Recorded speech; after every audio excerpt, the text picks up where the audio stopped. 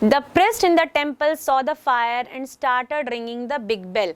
जैसे ही उस प्रिस्ट ने देखा, प्रिस्ट मतलब पुजारी, तो मंदिर के पुजारी ने देखा कि इतनी आग लग गई है, he started to ring the bell, right? The people turned from the sea to see why the bell was ringing all of a sudden. तो अभी तक क्या हो रहा था? The people were mesmerized and surprised by looking after the peculiar view and the strange view of sea. But when they heard the bell is ringing, they just turned. वो जैसे इस तरफ सी है, हम यहाँ पेक्युलर व्यू ले रहे हैं, लेकिन जैसे ही पीछे से बेल बज रही है, हम क्या हो रहे हैं? पीछे मुड़ के देख रहे हैं कि आखिर ये अचानक से घंटियां क्यों बजने लग गई। तो लोग भी उसी तरीके से पीछे मुड़े, right. In Japan, it is the duty of everyone in the village to help when there is a fire. तो जापान में सबकी ड्यूटी होती है कि अगर कहीं फायर सेट हो जाता है तो it is the responsibility of each and every person residing there कि वो उस फायर को बुझाने में मदद करेगा। No sooner did the people see Hamaguchi's stacks of rice on fire that they ran towards his field like an army. तो उन्होंने ये नहीं देखा कि हमागुची की बोरियां जल रही थी, बस उन्होंने देखा कि जो है बहुत आग लगी हुई है। तो वो लोग क्या करने लग गए? अब वो लोग एक झुंड की तरह माउंटेन पे, क्योंकि हमागुची का जो घर था वो प्लेटू पे था, माउंटेन के थोड़े अपर साइड में था, तो वो सब एक झुंड की तरह, एक ग्रुप की तरह वो लोग क्या करने लग गए थे? वो ऊपर की ओर बढ़ने लग गए और सब के सब उस फील्ड पे जाने लग गए, जैसे कि चींटियां चढ़ती हैं एक लाइन में, एक रो में, तो सब वैसे चढ़ने लग गए थे। Young man and boys, women's and girls, old folks, mothers with babies, तो मतलब कोई नहीं रह गया था, चाहे वो बुजुर्ग आदमी हो, चाहे नया बच्चा हो, या यंग पर्सन हो, या औरतें हो, या लड़कियां हो, या फिर मदर विद द बेबीज, जो माँ हो अपने छोटे छोटे बच्चों को अपने बैग पर रखे हो, on their bags. Even little children, हालांकि छोटे छोटे बच्चे भी जो उनके साथ थे, वो सारे लोग, they all climb the mountain to join the race, वो सब एक साथ ऊपर चढ़ने लग गए, ग्रुप ऑफ एंट के जैसे, ताकि they can put out the fire, ताकि वो क्या कर सके? उस फायर को किसी भी तरीके से कंट्रोल में ला सकें या बुझा सकें। But by the time they reach the plateau it was already too late, लेकिन जब तक वो वहाँ पहुँचे वो बहुत क्या हो चुकी थी? बहुत देर हो चुकी थी। The flames had destroyed the entire harvest and turned everything to ash. जो फ्लेम्स थी, जो ऊंची ऊंची आग जल रही थी, उसने क्या किया था? पूरे एंटायर हार्वेस्ट को, मतलब एंटायर राइस सैक्स को जला दिया था और सारी चीज़ों को ऐश में यानी राख में तब्दील कर दिया था। It converted the sack of rice into ash. It is too bad, the people exclaimed. लोगों को लगने लगा कि ये बहुत बुरा हुआ इनके साथ। How did this happen? उनका क्वेश्चन था, अरे ये आपके साथ कैसे हुआ? बेसिकली जैसे नॉर्मली होता है। Grandfather did it, cried the young boy. The young boy was so panicked and he was not able to understand. तो उसने चिल्ला के कह दिया कि ग्रैंडफादर ने ही ये खुद किया है। He lit each stack of rice. He has gone mad. वो पागल हो गए हैं और उन्हें हर एक राइस की बोरी को खुद अपने हाथों से आग लगा दी। अकॉर्डिंग टू हिम, उसने बता दी ये सारी चीज़ें। The people was amazed, they were totally surprised कि अरे ये बुढ़ा आदमी पागल हो गया है, ये बुजुर्ग आदमी जो है, जो इतना एक्सपीरियंस्ड है, क्या ये मैड हो गया है ना? Is he getting mad day by day? So उनके लिए बहुत बड़ा क्वेश्चन मार्क था। They couldn't believe what they had heard. वो उस चीज़ पे बिलीव ही नहीं कर पा रहे थे कि उन्होंने जो भी सुना था। दे स्टेयर्ड एट हामागुची, वो घूर घूर कर क्या करने लग गए थे? हामागुची को देख रहे थे। यू डिड दिस, और सबसे बड़ा सवाल था कि सच में आपने ही किया ये? दे क्राइड, वो जोर से चीखते हुए पूछ रहे थे। You set fire to your own fields, क्या आपने खुद अपने हाथ से अपने ही खेतों में और अपनी उगाई हुई क्रॉप में आग लगा दी है? Seriously you did this? ये क्वेश्चन था उनका। Look toward the sea, said the old man. उस बुजुर्ग आदमी ने कहा कि एक काम करिए, move toward the sea and look at there. तो उसने कहा कि आप एक काम करो, घूमो, अभी तो आप मेरे तरफ देख रहे हैं, एक काम करो, उन्होंने कहा कि एक काम करो, आप टर्न हो जाओ and look toward the sea, ठीक है, and you will know why I did it. उसके बाद ही आप जान पाओगे कि what was the reason behind it, why I did it.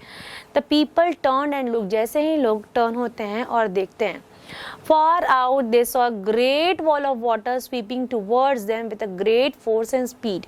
तो वो देखते हैं कि दूर से एक बहुत ऊंची सी पानी की दीवार उनकी तरफ बहुत ही तेज गति से चली आ रही है, right.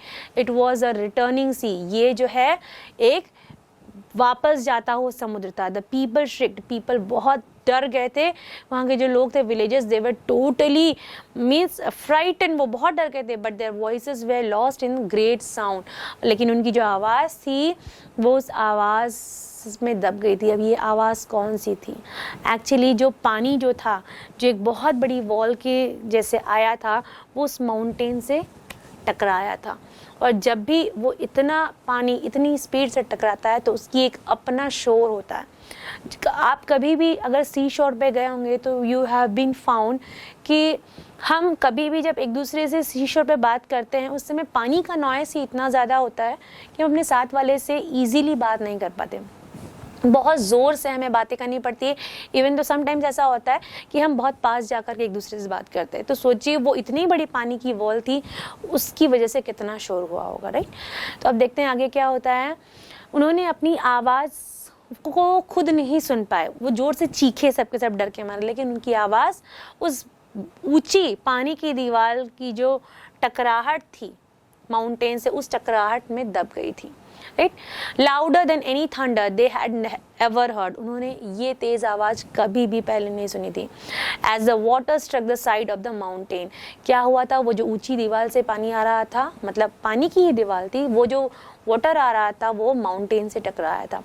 The hills shook and they were drenched in a great burst of foam, और जैसे ही वो पानी उससे टकराया, there was a little bit shook, मतलब थोड़ा सा जो हिल है, माउंटेन है, वो हिला, और उससे टकराने से जो फोम वाला पार्ट है, ऊपर वाला पार्ट है, वो इस तरीके से स्प्रेड हो गया, राइट। अब वो स्प्रेड होके किसके ऊपर गया? The villagers standing over there and looking to the waves, तो जो विलेजर्स थे, उन जो वेव्स को देख रहे थे, उन पर आया, और वो लोग सारे उस फोम से क्या हो गए थे?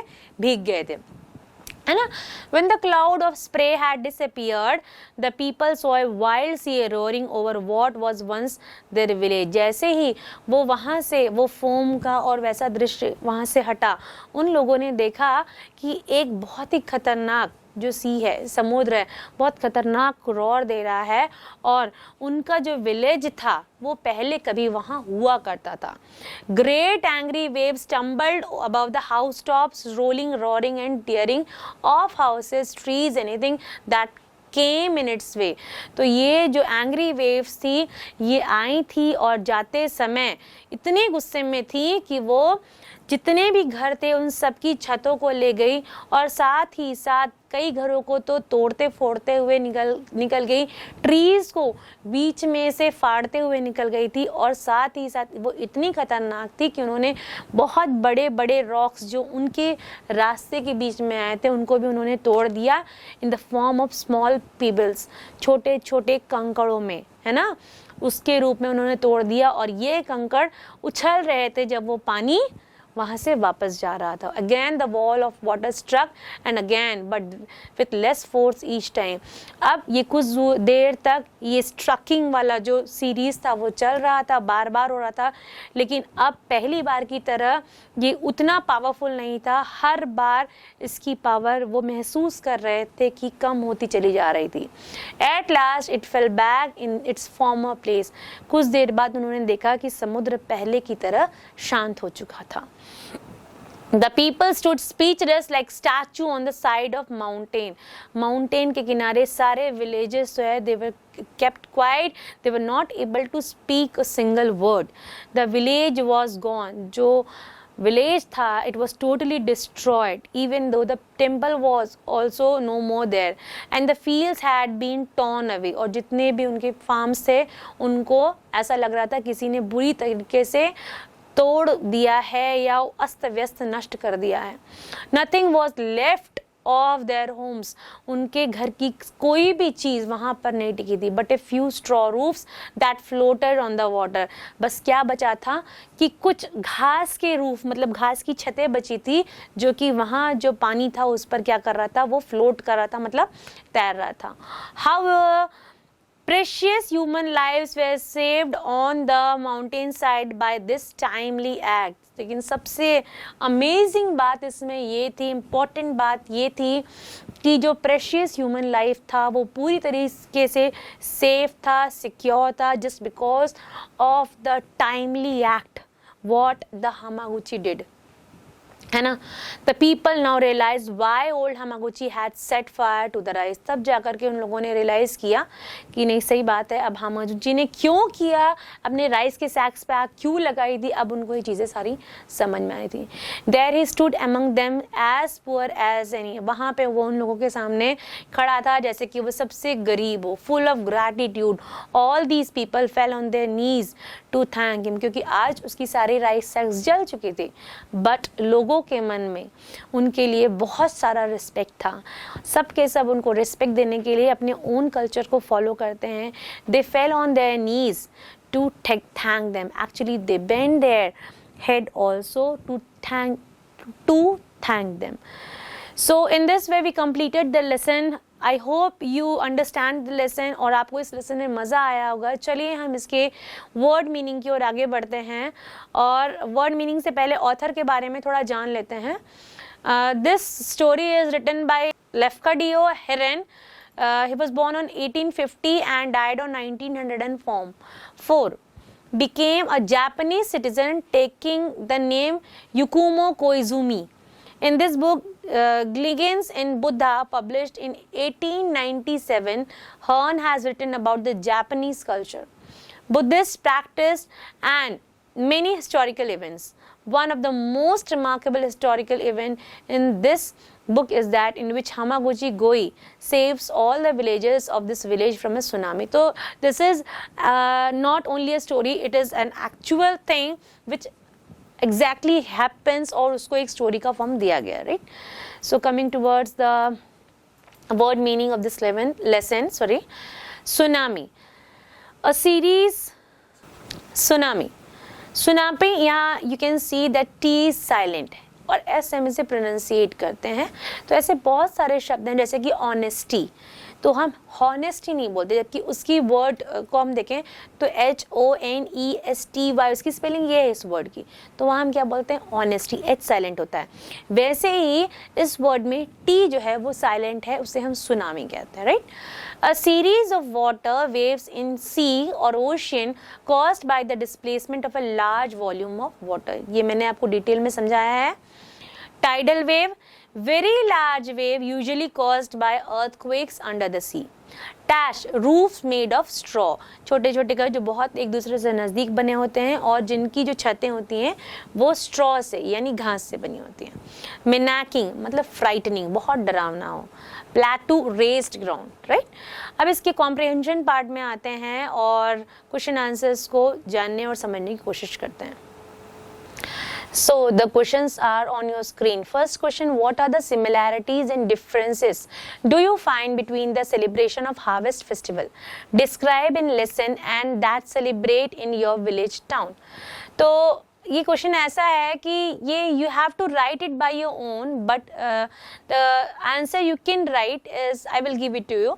ठीक है, तो पहले इसका मीनिंग समझ लेते हैं कि कौन सी ऐसी सिमिलैरिटीज़ हैं और डिफरेंसेस हैं कि आप इस तरह के सेलिब्रेशन को आप अपने जैसे पाठ्य पुस्तक में पढ़े हैं, आपके विलेज या टाउन में पाई जाती है. तो ऑफ कोर्स हम देखते हैं there is much similarity between the celebration of harvest festival described in the lesson that celebrated in our town. The rice crop had been good and the villages were happy.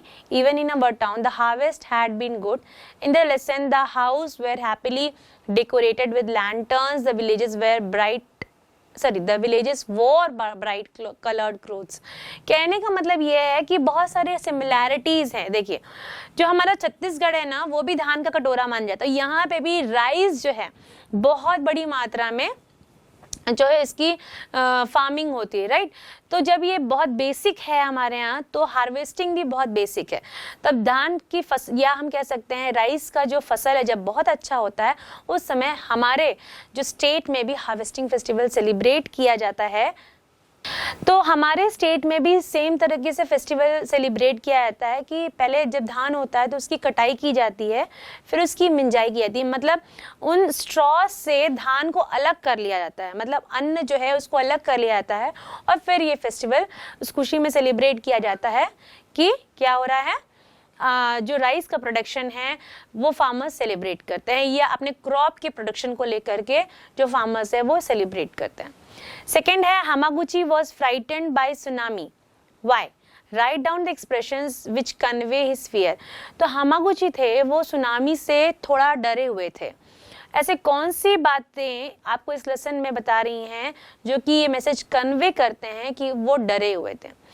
तो Hamaguchi was frightened because the water was going away from the beach. This strange sight made Hamaguchi scared. वो इसीलिए scared थे क्योंकि most commonly अगर हम देखें तो जो basically जो waves हैं वो सी शोर की तरफ आती है रोल करते हुए, और उसकी हाइट बहुत कम होती है। लेकिन जब उन्होंने नोटिस किया कि जो पानी है वो पीछे हट रहा है, राइट, वो सी शोर से पीछे हट रहा है, और ये बहुत ही स्ट्रेंज साइट था उनके लिए, तो इसलिए वो थोड़ा सा डर गए थे। Tada said that his grandfather was mad. Comment on Yon's use of the word mad for his grandfather. तड़ा का कहना था कि उसका जो ग्रैंडफादर है वो पागल हैं, तो हमें कमेंट करना है कि जो मैड शब्द यूज किया यॉन ने ये क्यों किया है। Yes. So when Hamaguchi saw the uncertain water coming on their way, he had to signal the people, and since there was not option, he set his own field on fire. When the people gathered, asked how it took place, then his grandson told them that it was his grandfather who has caused the damage to his own field. He calls him mad for his action as he is a child and does not know the main intention behind it. He used that word. तो basically अगर आप lesson देखें और lesson को अगर आपने ठीक से सुना होगा इसका explanation, so you have learned that कि जो सिचुएशन बन रही थी वो अनसर्टेन थी, और इस अनसर्टेन सिचुएशन को देख करके हमागुची थोड़ा डर गए थे, और क्योंकि सारे लोगों को इसको बताना बहुत ज़रूरी था, हिंट्स देना, सिग्नल देना ज़रूरी था, और उनके पास टाइम बहुत बेसिकली कम बचा था। सो ये मैसेज सब तक जाने इम्पॉर्टेंट था, या लोगों की जो क्राउड नीचे थी उसको ऊपर बुलाना ज़रूरी था बेसिकली। तो उस चीज़ के लिए उन्होंने क्या किया था, उनके लिए एक ही शॉर्टकट बचा था कि उनके पास जो रिसोर्सेज थे वो इनका इस्तेमाल करते, और उन्होंने अपने रिसोर्सेज का यूज़ किया, जिसको देख करके जो वहाँ का पैटर्न है जापान का, लोगों ने उस पैटर्न को फॉलो किया, और वो लोग सभी लोग वो प्लेटू पे आ गए थे, और इन this way he save all the villages of that village. ठीक है। अब क्योंकि जो योंग है वो एक छोटा बच्चा है, he did not know and he was not able to understand the intentions behind it. वो उनके इंटेंशन को नहीं समझ पा रहा था कि उसके दादाजी ऐसा क्यों कर रहे हैं, वो बच्चा था, इसलिए वो अपने दादाजी को गलती से मैड कहता है, right. Coming toward the another question, what do you think the bell in the temple conveyed to the villages? आपको क्या लगता है कि जो विलेजेस को जो टेम्पल का बेल है कौन सा मैसेज देता है? तो ये सब course first the priest in the temple saw the fire and rang the bell. The bells in the temple convey to the villagers that something has taken place and immediately saw the fire. तो यहाँ पे जैसे ही लोग वहाँ का सुनते हैं बेल, पहले सबसे पहले किसने देखा था? प्रिस्ट ने देखा था। तो उन्होंने जैसे ही वो फायर को देखा, एक बेल बजाई, तो उस बेल की रिंगिंग का मतलब था अनसर्टेन थिंग इज हैपनिंग, और कुछ तो भी ऐसा है जो नहीं होना चाहिए, something is getting wrong, so people have to come and people have to came to know about these things, है ना, उनको पता होना चाहिए। तो वो नोटिफाई करने के लिए वो बेल को रिंग किया गया था, लोगों ने उसे नोटिस किया, और उस सिचुएशन से हमागुची को बाहर निकालने के लिए वो एक एंट के ग्रुप की तरह माउंटेन पर चढ़ गए थे। How would you describe Hamaguchi? अब हामागुची को आप कैसे डिस्क्राइब करेंगे? तो बिल्कुल सही बात है, वो करेजियस और बोल्ड पर्सन थे, वो एक सेल्फलेस मैन थे। His act of bravery saved human lives and had he not used the trick of setting his rice field on fire, the situation would have been different. It was because of him everyone got safe and Hamaguchi is truly a hero.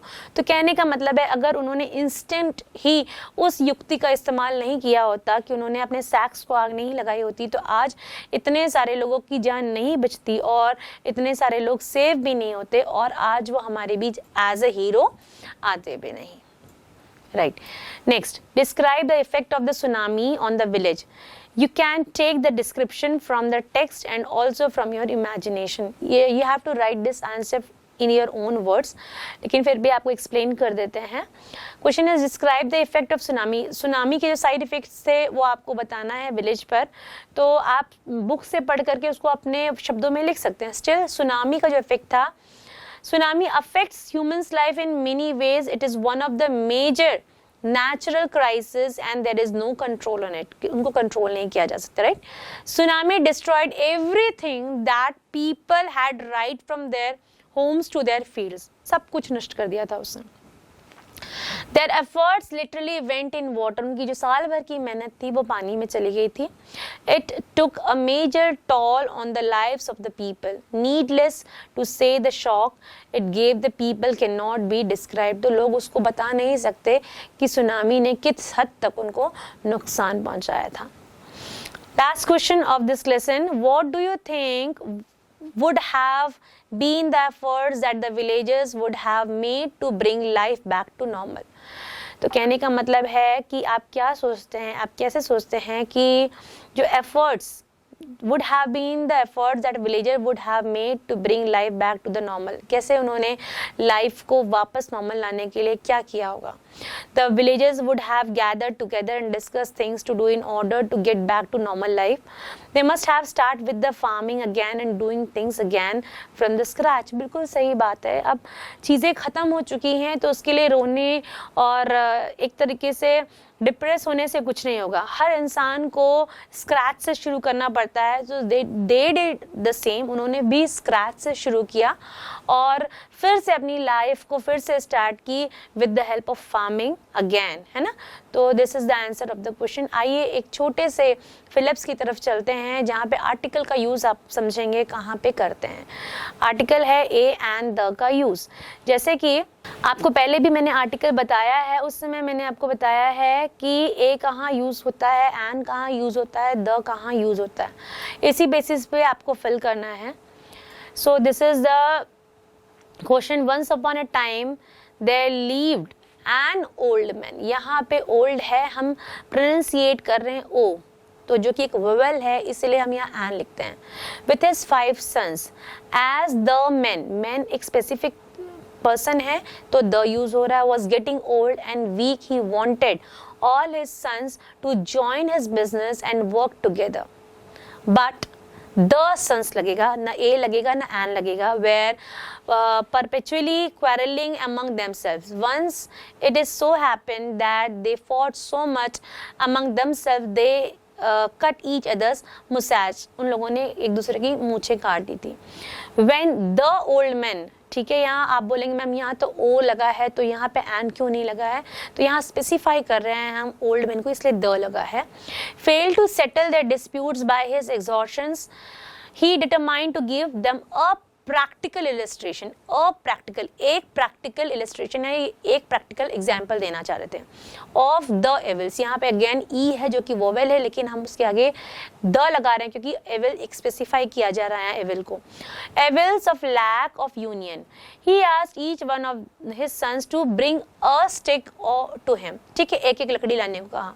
The man tied all the 5 sticks. और man ने क्या किया, सारी 5 sticks को tie कर दिया इन to a bundle, एक bundle में. When he had done so, he placed a fagot into the hands of each one of them in succession and ordered them to break it in the pieces. उन्होंने क्या किया, ये bundle को उनको transfer कर दिया और कहा सबसे एक एक बार लो और एक काम कर सकते हो किसी भी तरीके से इसे तोड़ के दिखाओ. Right. They tried with all their strength, उन्होंने अपनी पूरी कोशिश की and were not able to do it, लेकिन वो तोड़ नहीं पाए थे. The next open the faggot, उन्होंने क्या किया, अब उस जो उन्होंने बाइंडिंग की थी उसका एक फैगॉट बनाया था, मतलब गट्ठा बनाया था, उसको खोला एंड टुक द स्टिक्स, और एक एक स्टिक ली और उसको सेपरेट करके वन बाय वन तोड़ दिया. ठीक है. And again put them into sons hand, the son could easily break them now. तो the basic moral of the story is that कि एक तो पहले आपने यहाँ ए एंड द का यूज करना सीखा, दूसरी चीज आपने ये सीखा कि यूनिटी इज द स्ट्रेंथ. आप साथ में हो तो लोग आपको आसानी से तोड़ नहीं सकते, बल्कि जब आप अकेले अकेले काम कर रहे हो या किसी चीज़ को अकेले लेकर चल रहे हो तो आप तुरंत डिस्ट्रॉय हो सकते हो. So unity is the strength, the basic moral of the story. And Hamaguchi का स्टोरी आपने सुना तो उसका मोरल ये है कि यू मस्ट बी क्वाइट, जो कहना चाहिए हमेशा अलर्ट होना चाहिए और इतने ही ब्रेव होना चाहिए कि किस समय क्या काम करे कि लोगों को आप से हेल्प मिल सके. So thank you very much. I hope you have learned so many things from this lesson and you will be able to understand this lesson. We will meet again with another lesson in our next video. Thank you. Take care. Bye bye.